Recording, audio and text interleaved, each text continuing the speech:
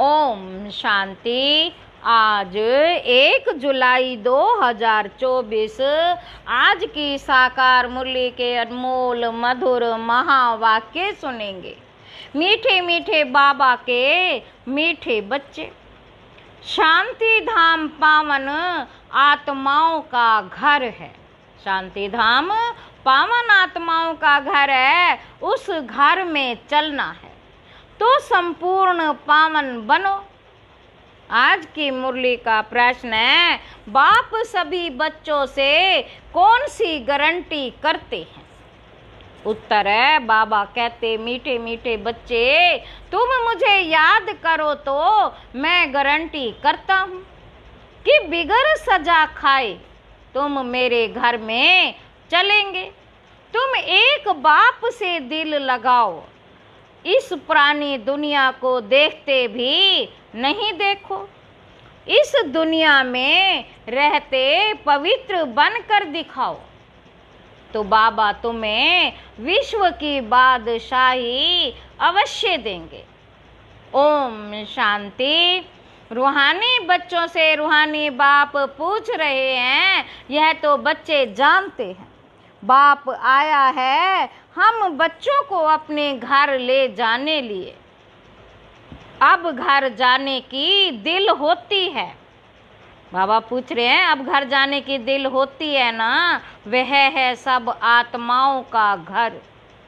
यहाँ सब जीव आत्माओं का घर एक नहीं है, यह तो समझते हो। बाप आया हुआ है, निमंत्रण पर बुलाया है बाप को। हमको घर अर्थात शांति धाम ले चलो। अब बाप कहते हैं, अपने दिल से पूछो, है आत्माएं तुम पतित कैसे चल सकेंगी? अपने आप से पूछो, है आत्माएं तुम पतित कैसे चल सकेंगी? पावन तो जरूर बनना है, अब घर चलना है। और तो कोई बात ही नहीं कहते। भक्ति मार्ग में तुमने इतना समय पुरुषार्थ किया है, किसके लिए? मुक्ति के लिए। तो अब बाप पूछते हैं, घर चलने का विचार है? बच्चे कहते, बाबा इसके लिए ही तो इतनी भक्ति की है। यह भी जानते हो, जो भी जीव आत्माएं हैं सबको ले जाना है, परंतु पवित्र बनकर घर जाना है। फिर पवित्र आत्माएं ही पहले पहले आती हैं। ए पवित्र आत्माएं तो घर में रह नहीं सकती। ए पवित्र आत्माएं तो घर में रह नहीं सकती। अभी जो करोड़ों आत्माएं हैं सबको घर जाना है। बाबा कहते, उस घर को शांति धाम व वानप्रस्थ कहा जाता है। हम आत्माओं को पावन बनकर पावन शांति धाम जाना है।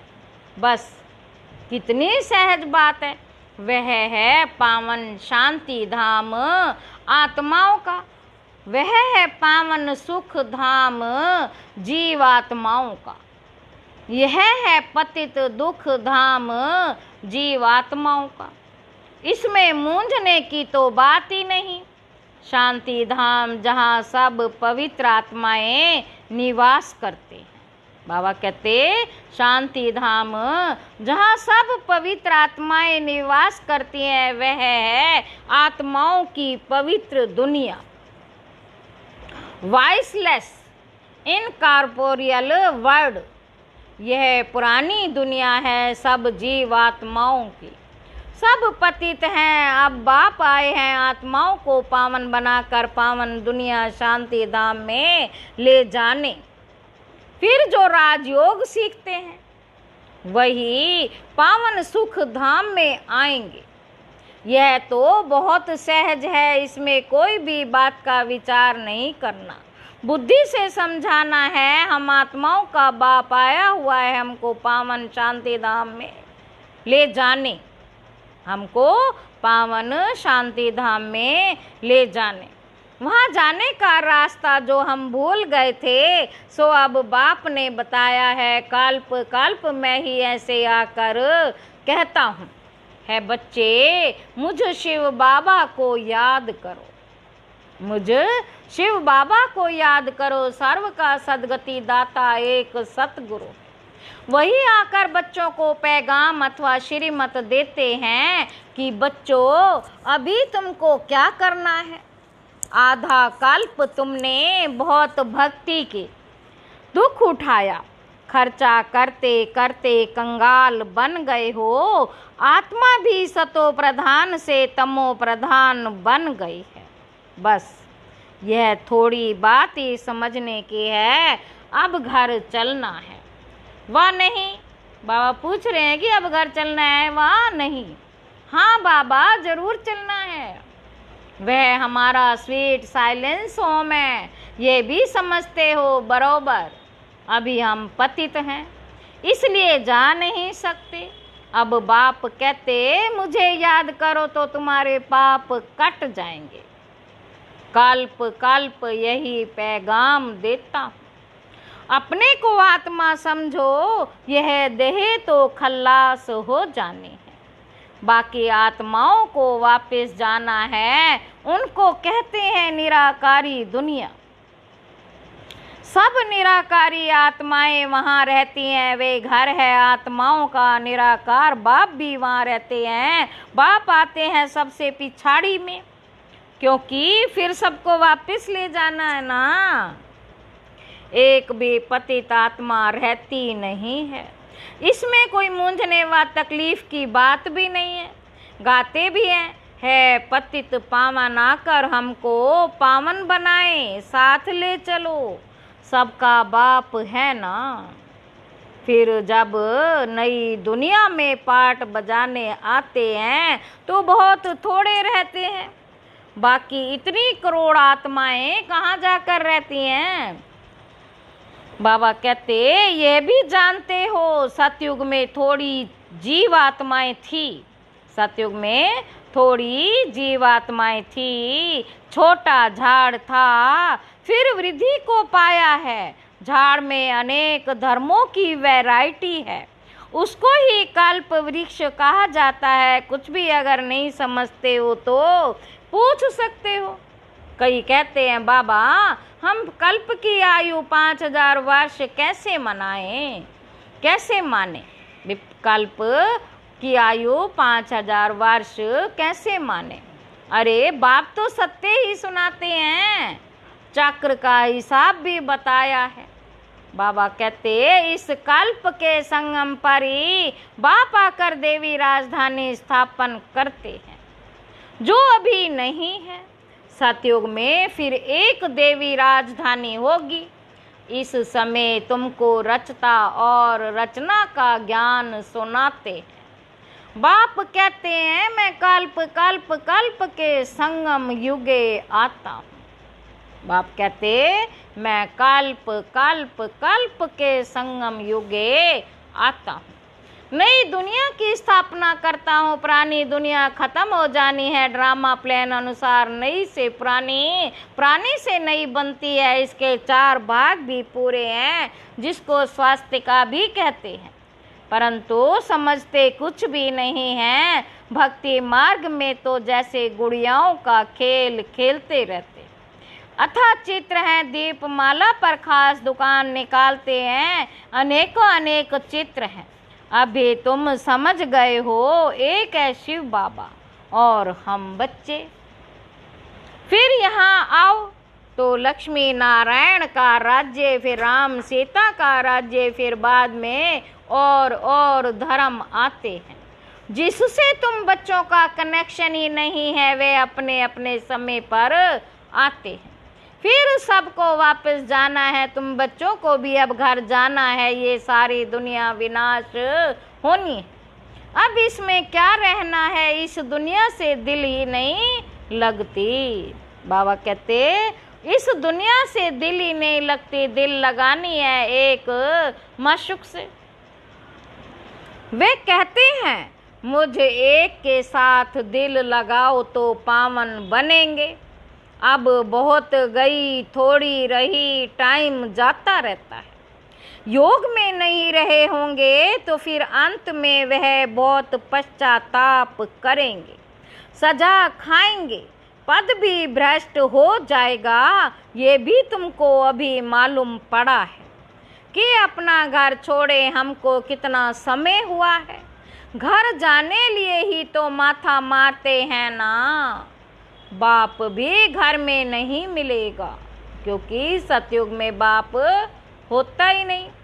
सतयुग में तो नहीं मिलेगा। मुक्ति धाम में जाने के लिए मनुष्य कितनी मेहनत करते, उसको कहा जाता है भक्ति मार्ग। अभी भक्ति मार्ग खल्लास होना है। ड्रामा अनुसार अभी मैं तुमको घर ले जाने के लिए आया हूँ, जरूर ले जाऊँगा। बाबा कहते जितना जो पावन बनेंगे, जितना जो पावन बनेंगे उतना ऊंच पद पाएंगे। इसमें मूंझने की बात ही नहीं। बाप कहते बच्चे तुम मुझे याद करो, मैं गारंटी करता हूँ तुम बिगर सजा खाए घर चले जाएंगे। याद से तुम्हारे वे कर्म विनाश होंगे। अगर याद नहीं करेंगे तो सजाएं खानी पड़ेंगी, पद भी भ्रष्ट हो जाएगा। बाबा कहते हर 5000 वर्ष बाद मैं यही आकर समझाता हूँ। मैं अनेक बार आया हूँ तुमको वापस ले जाने। तुम बच्चे ही हार जीत का पार्ट बजाते हो, फिर मैं आता हूँ ले जाने। यह है पतित दुनिया, इसीलिए गाते भी हैं पतित पावन आओ। हम विकारी पतित हैं, आकर निर्विकारी पावन बनाओ। यह है विकारी दुनिया, अभी तुम बच्चों को संपूर्ण निर्विकारी बनना है। बाबा कहते अभी तुम बच्चों को संपूर्ण निर्विकारी बनना है। जो पीछे आते हैं वे सजा खाकर जाते हैं, इसलिए फिर आते भी ऐसी दुनिया में हैं जहाँ 2 कला कम हो जाती है। उनको संपूर्ण पवित्र नहीं कहेंगे।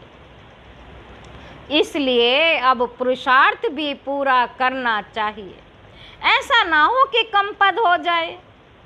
भल रावण राज्य नहीं है, परंतु पद तो नंबरवार है ना।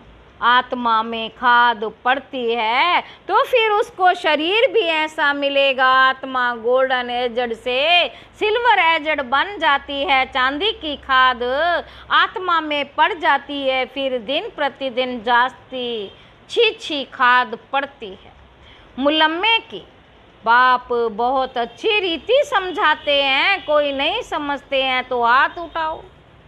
जिसने 84 जन्मों का चक्र लगाया है उनको ही समझाएंगे। बाप कहते हैं इनके 84 जन्मों के अंत में मैं आकर प्रवेश करता हूँ। इनको ही फिर पहले नंबर में आना है, जो पहले था वह लास्ट में है।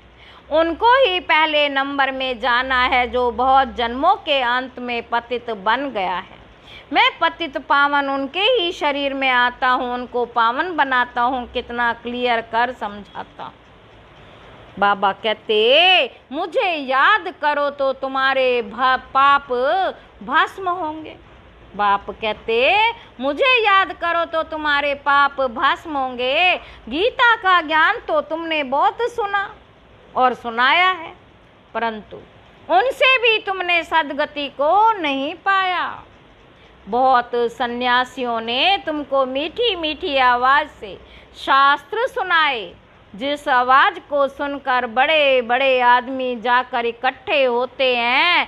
कनरस है ना, भक्ति मार्ग है ही कनरस, भक्ति मार्ग है ही कनरस। इसमें तो आत्मा को बाप को याद करना है। भक्ति मार्ग अब पूरा होता है। बाप कहते मैं तुम बच्चों को ज्ञान देने आया हूँ। जो कोई नहीं जानते, मैं ही ज्ञान का सागर हूँ। ज्ञान कहा जाता नॉलेज को। ज्ञान किसको कहा जाता है? नॉलेज को। तुमको सब कुछ पढ़ाते हैं, 84 का चक्र भी समझाते हैं। तुम्हारे में सारी नॉलेज है। स्थूल वतन से सूक्ष्म वतन क्रॉस कर, स्थूल वतन से सूक्ष्म वतन क्रॉस कर फिर मूल वतन में जाते हो। पहले पहले है लक्ष्मी नारायण की डायनेस्टी, वहाँ विकारी बच्चे नहीं होते। रावण राज्य ही नहीं, योग बल से सब कुछ होता है, तुमको साक्षात्कार होता है। अब बच्चा बन गर्भ महल में जाना है, खुशी से जाते हैं। या तो मनुष्य कितना रोते चिल्लाते हैं, यहाँ तो गर्भ जेल में जाते हैं ना, वहाँ रोने पीटने की बात ही नहीं, शरीर तो बदलना जरूरी है। जैसे सर्प का मिसाल है, इसमें मूंझने की बात ही नहीं, जास्ती पूछने का रहता नहीं है। एकदम पावन बनने के पुरुषार्थ में लग जाना चाहिए।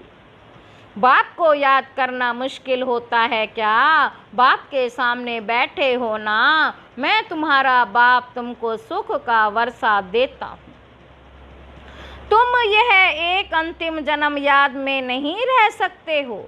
यहाँ अच्छी रीति समझते भी हैं, फिर घर में जाकर स्त्री आदि का चेहरा देखते हैं तो माया खा जाती है। बाप कहते कोई में भी ममत्व नहीं रखो, वह तो सब कुछ खत्म होना ही है। याद तो एक बाप को ही करना है, चलते फिरते बाप और अपनी राजधानी को याद करो। देवी गुण भी धारण करने हैं सतयुग में, ये गंदी चीजें मांस आदि होता ही नहीं। बाप कहते विकारों को भी छोड़ दो, हम तुमको विश्व के बादशाही देता हूँ, हम तुमको विश्व की बादशाही देता हूँ। कितनी आमदनी होती है तो क्यों नहीं पवित्र रहेंगे? सिर्फ एक जन्म पवित्र रहने से कितनी भारी आमदनी हो जाती। भले इकट्ठे रहो, ज्ञान तलवार बीच में रहो, पवित्र रह दिखाया तो सबसे ऊंच पद पाएंगे। बाबा कहते क्योंकि बाल ब्रह्मचारी ठहरे, फिर नॉलेज भी चाहिए। औरों को आप समान बनाना है, सन्यासियों को दिखाना है कि कैसे हम इकट्ठे रहते पवित्र रहते हैं, तो समझेंगे इनमें तो बड़ी ताकत है। बाप कहते इस एक जन्म पवित्र रहने से 21 जन्म तुम विश्व के मालिक बनेंगे। कितनी बड़ी प्राइज मिलती है, तो क्यों नहीं पवित्र रह दिखाएंगे? बाबा कहते टाइम ही बाकी थोड़ा है, आवाज भी होता रहेगा, अखबार में भी पड़ेगा। रिहर्सल तो देखी है ना, एक एटम बॉम्ब से क्या हाल हो गया, एक एटम बॉम्ब से क्या हाल हो गया। अभी तक हॉस्पिटल में पड़े हैं, अभी तो ऐसे बॉम्ब्स आदि बनाते हैं जो कोई तकलीफ नहीं, फट से खत्म, जो कोई तकलीफ नहीं, फट से खत्म। और यह रिहर्सल होकर फिर फाइनल होगा, देखेंगे फट से मरते हैं वा नहीं, फिर और युक्ति रचेंगे। हॉस्पिटल आदि होगी नहीं, कौन बैठ खिदमत सेवा करेगा, कोई ब्राह्मण आदि खिलाने वाला नहीं रहेगा। बम छोड़ा और खल्लास। अर्थक्वेक में सब दब जाएंगे, देरी नहीं लगेगी। जहाँ ढेर मनुष्य हैं सतयुग में बहुत थोड़े होते हैं, तो इतने सब कैसे विनाश होंगे, आगे चल देखना है। वहाँ तो शुरू में 9 लाख है, सतयुग में शुरू में तो 9 लाख है। फकीर भी तुम हो, साहिब भी तुमको तुम हो, फकीर भी तुम हो, साहिब भी तुमको प्यारा है, बाबा भी तुमको प्यारा है। अभी सबको छोड़ अपने को आत्मा समझ लिया है, ऐसे फकीरों को बाप प्यारा लगता है। सतयुग में बहुत छोटा सा झाड़ होगा, बातें बहुत समझाते हैं, जो भी एक्टर्स हैं सब आत्माएं अविनाशी, अपना अपना पार्ट बजाने आती हैं। कल्प कल्प तुम्हें आकर बाप से स्टूडेंट बन पड़ते हो। जानते हो बाबा हमको पवित्र बनाकर साथ ले जाएंगे। बाबा भी ड्रामा अनुसार बंधाए मान है, सबको वापस जरूर ले जाएंगे, इसलिए नाम ही है पांडव सेना। तुम पांडव क्या कर रहे हो? बाबा पूछ रहे, तुम पांडव क्या कर रहे हो? तुम बाप से राज्य भाग्य ले रहे हो, हु बहु कल्प पहले मिसल, नंबर वार पुरुषार्थ अनुसार। अच्छा, मीठे मीठे सिक्के लधे बच्चों प्रति माता पिता बाप दादा का याद प्यार और गुड मॉर्निंग। रूहानी बाप के रूहानी बच्चों को नमस्ते। हम रूहानी बच्चों के रूहानी बाप दादा को याद प्यार और गुड मॉर्निंग। नमस्ते बाबा, नमस्ते, शुक्रिया बाबा, शुक्रिया। धारणा के लिए मुख्य सार पहला पॉइंट है, बाप का प्यारा बनने के लिए पूरा फकीर बनना है। देह को भी भूल स्वयं को आत्मा समझना ही फकीर बनना है। बाप से बड़े ते बड़ी प्राइज लेने के लिए संपूर्ण पावन बनकर दिखाना है। दूसरा पॉइंट है, वापस घर जाना है, इसलिए पुरानी दुनिया से दिल नहीं लगानी है, एक मशूक से ही दिल लगानी है। बाप और राजधानी को याद करना है।